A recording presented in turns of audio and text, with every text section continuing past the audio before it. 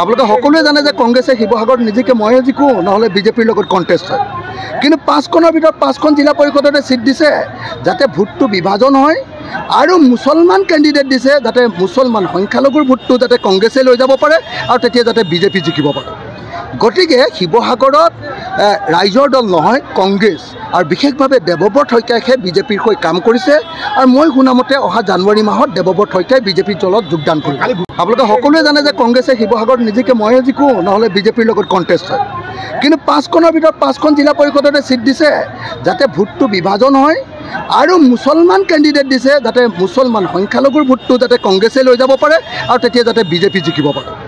গতিকে শিৱসাগৰত ৰাইজৰ দল নহয় কংগ্ৰেছ আৰু বিশেষভাৱে দেৱব্ৰত শইকীয়াইহে বিজেপিৰ হৈ কাম কৰিছে আৰু মই শুনামতে অহা জানুৱাৰী মাহত দেৱব্ৰত শইকীয়াই বিজেপিৰ দলত যোগদান কৰিব। আপোনালোকে সকলোৱে জানে যে কংগ্ৰেছে শিৱসাগৰত নিজিকে ময়ে জিকো নহ'লে বিজেপিৰ লগত কণ্টেষ্ট হয়। কিন্তু 5খনৰ ভিতৰত 5খন জিলা পৰিষদতে ছিট দিছে যাতে ভোটটো বিভাজন হয় আৰু মুছলমান কেণ্ডিডেট দিছে যাতে মুছলমান সংখ্যালঘুৰ ভোটটো যাতে কংগ্ৰেছে লৈ যাব পাৰে আৰু তেতিয়া যাতে বিজেপি জিকিব পাৰে।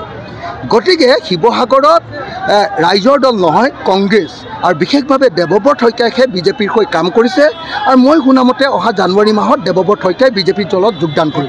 আপোনালোকে সকলোৱে জানে যে কংগ্ৰেছে শিৱসাগৰত নিজিকে ময়ে জিকো নহ'লে বিজেপিৰ লগত কণ্টেষ্ট হয়।